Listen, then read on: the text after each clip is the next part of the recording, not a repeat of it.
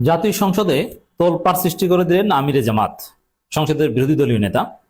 এবং এক কথায় বললে যে সরকারি দলের পুরো সেট আপকে বিব্রত করে দিয়েছেন আমিরে জামাত। যার ফলে আমিরে জামাতের সাথেও কিছুটা অস্বাভাবিক আচরণ করেছেন মাননীয় স্পিকার, যেটা একদম ঠিক হয়নি। তা আমিরে জামাত যে ধরনের পার্সোনালিটি সম্পন্ন, সামনে আরো অনেক কিছু দেখবেন। দর্শক, পরিস্থিতি ভিন্ন দিকে যাচ্ছে বলে মনে হচ্ছে। বিএনপি নানান ছল চাতুরি করে, প্রতারণা করে জুলাই অভ্যুত্থানের স্পিরিট থেকে দূরে সরে যাচ্ছে। জুলাই সনদ এড়িয়ে যাওয়ার চেষ্টা করছে। সংবিধান সংস্কার পরিষদ, যেটা জুলাই সনদের একটা ভাইটাল পার্ট, সেটা অস্বীকার করার চেষ্টা করছে। কিন্তু বিএনপির লেজ ধরে টেনে জুলাই সনদের মধ্যে ঢুকানোর চেষ্টা করছেন আমিরে জামাত। বিএনপি জুলাই সনদ, সংবিধান সংস্কার পরিষদ এগুলো নিয়ে সংসদে আলোচনাই করতে চায় না, এবং নানান হাবিজাবি যুক্তি দিচ্ছে যে এটা কোর্টের রিট আছে। ওই তাহলে কি বোঝা গেল যে কোর্টের যে রিটের যে রুল, ওইটা তাহলে বিএনপি করিয়েছে। কারণ সংসদে সালাউদ্দিন আহমেদ, ইন্টারেস্টিং বিষয়, যে বিষয় নিয়ে বিতর্ক করার কথা আইনমন্ত্রী একদম ব্ল্যাকআউট কথা বলছেন। স্বরাষ্ট্রমন্ত্রী দেশের আইন শৃঙ্খলা পরিস্থিতি নিয়ে তার কোনো কনসার্ন দেখি না, তার সমস্ত কনসার্ন আইন সংক্রান্ত বিষয় নিয়ে। তাহলে আইনমন্ত্রী আর স্বরাষ্ট্রমন্ত্রী দুইটা আপনি হতেন। তো দর্শক, কথিত এই সংবিধান বিশেষজ্ঞ জনাব সালাউদ্দিন আহমেদ লিমিট ক্রস করেছেন। কিন্তু জামাতের আমিরের কারণে কিছুটা হলেও জুলাইয়ের স্পিড সংসদে আছে।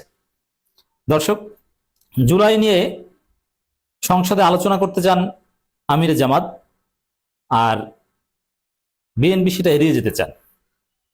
জামাতের আমির জুলাই নিয়ে কথা বলেছেন, কিন্তু স্পিকার থামিয়ে দিলেন। তিনি বলছেন যে সময় পাবেন আরো পরে। এটা এক প্রকার বেয়াদবি।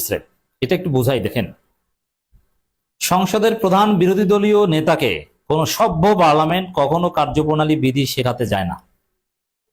শেখ হাসিনা যখন বিরোধী দলীয় নেতা ছিলেন তখনও স্পিকার তাকে কার্যপ্রণালী বিধির দোহাই দিয়ে তাকে থামাতেন না।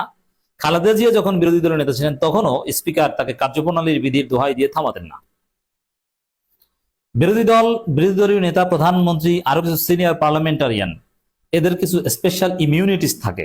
এটা common practice of the parliament, not কার্যপ্রণালী বিধি।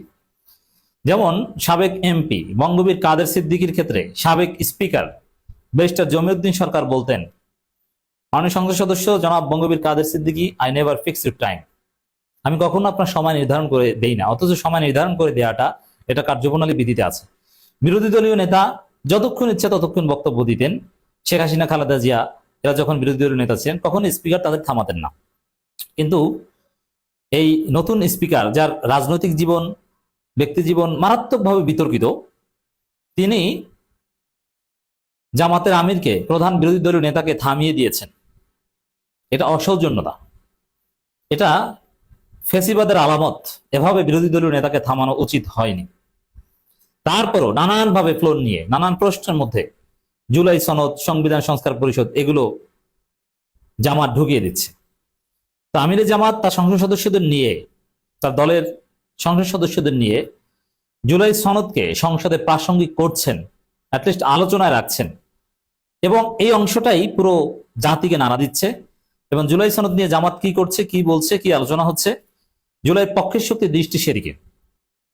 আমিরে জামাত এই বিষয় নিয়ে নাড়াচাড়া দিয়েছেন বলেই সালাউদ্দিন আহমেদ বলতে বাধ্য হয়েছেন যে সংসদ চলবে আইন অনুযায়ী, সংবিধান অনুযায়ী, আবেগে নয়। এর মানে জুলাই আবেগ, জুলাই সনদ আবেগ। আবার বলছেন যে সংবিধান অনুযায়ী, সংবিধান সংস্কার পরিষদ বলতে কিছু নাই। এর মানে একদম অস্বীকার করছে। আমিরে জামাত জুলাই প্রসঙ্গটা সংসদে উত্থাপন করেছে বলেই সালাউদ্দিন আহমেদ এখন তুমুল সমালোচিত। কারণ এই যে সালাউদ্দিন আহমেদের যে বক্তব্য, যে আবেগ দিয়ে চলে না, এটা নিয়ে ব্যাপক আলোচনা হচ্ছে। এই যে তোলপাড়, এটা আমিরে জামাত এটা উত্থাপন করেছেন বলেই। তো দর্শক, আবেগ দিয়ে চলে না, আইন অনুযায়ী চলে, এটা মিথ্যা কথা। এই পার্লামেন্ট আবেগের পার্লামেন্ট। কারণ হাসিনার যে পতন হয়েছে এটা আবেগের মাধ্যমে হয়েছে, কোন আইন সংবিধান অনুযায়ী হাসিনার পতন হয়নি। আচ্ছা, কোন আইনে, কোন সংবিধান আছে যে প্রধানমন্ত্রী পালিয়ে যাবে, তিনি এভাবে পদত্যাগ করবেন, তারপরে একটা অন্তর্বর্তী সরকার আসবে, যে অন্তর্বর্তীকালীন সরকারের অস্তিত্ব সংবিধানে নাই, কোনো আইনে নাই। বরং আইন অনুযায়ী, সংবিধান অনুযায়ী হাসিনার পতনের একমাত্র পদ্ধতি একটা নির্বাচন। সে নির্বাচনের মাধ্যমে যারা জিতবে তারা আসবে, যারা পরাজিত হবে তারা চলে যাবে। এর বাইরে কোনো হাসিনা পদ্ধতির কোনো পদ্ধতি ছিল না পতনের।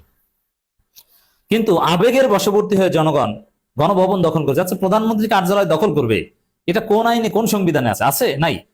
প্রধানমন্ত্রী কার্যালয় দখল করার মধ্য দিয়েই তো জুলাই বিপ্লব, তার মধ্য দিয়েই তো এই নির্বাচন।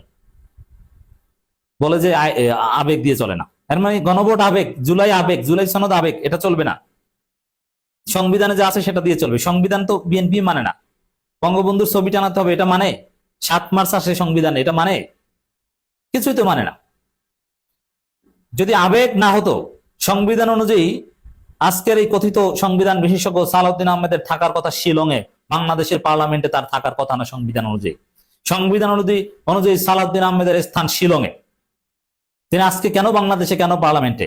আবেগের কারণে, জুলাইয়ের কারণে। আবেগের কারণে আমাদের ছেলেরা বুক পেতে দিয়েছে, জীবন দিয়েছে, গণভবন দখল করেছে, তার ফলে আজকে এই পার্লামেন্ট। তো সালাউদ্দিন আহমেদ একদম বেপরোয়া কথাবার্তা বলছেন, আওয়ামী মার্কা কথাবার্তা বলছেন। যদিও দিন শেষে এটার ফলাফল আমরা জানি, আপনাদেরকে অন্য আলোচনায় জানিয়েছি যে প্রধানমন্ত্রী বিরোধী দলীয় নেতাদের সাথে আলাপ আলোচনা করে জুলাই সনদ, সংবিধান সংস্কার পরিষদ সবকিছু বিষয়ে একটা ইতিবাচক সিদ্ধান্ত নেবেন এবং জুলাই সনদের সিংহভাগ পাশ হবে, জাস্ট বিএনপির কিছু নোট অফ ডিসেন্টের অংশ বাদে। এবং জামাত শেষ পর্যন্ত অতটুকু ছাড় হয়তো বা দিতে বাধ্য হবে বা দিবে। সংবিধান অনুযায়ী সংসদ আহ্বান সংস্কার পরিষদ বলতে কিছু নাই। চিন্তা করেছেন? অথচ এটাতে সাইন করেছিল বিএনপি। বলা যে আদেশ, এটা কি আইন নাকি আমি জানি না, এটা আইনও না, অধ্যাদেশও না, অতএব এটা অনুমোদনের সুযোগ নেই। মানে ইউনূস সরকারের অধ্যাদেশগুলো সব অনুমোদনের জন্য সংসদীয় কমিটিতে পাঠিয়েছে, ইন্টারনাল কমিটিতে, কিন্তু জুলাই সনদ পাঠায় না, ওটা বাতিল। কেন? বলে যে জুলাই সনদ এটা তো অধ্যাদেশ না, আদেশ। আর আদেশ কি? আদেশ তো কোনো আইন না। অথচ সংবিধান 152 নম্বর অনুচ্ছেদে স্পষ্টভাবে লেখা আছে যে আইনের সংজ্ঞায় আদেশ আইন। এই যে নির্বাচন হয় আরপির অধ্যাদেশে, আরপিও এটা একটা আদেশ। বার কাউন্সিল, ওটা একটা রাষ্ট্রপতির আদেশ। শত শত আদেশ আছে যেটা আইন, রাষ্ট্রপতির আদেশ আইন। তো এরকম আদেশ, জুলাই সনদ এটা একটা আইন, এই আইন মানা বাধ্যতামূলক সংসদের জন্য। অথচ সালাউদ্দিন আহমেদ এটা বলছেন যে এটা কিছুই না। কিন্তু জামাত টেনে এটা আইন হিসেবে সংসদে প্রতিষ্ঠিত করার সর্বোচ্চ চেষ্টা করছে।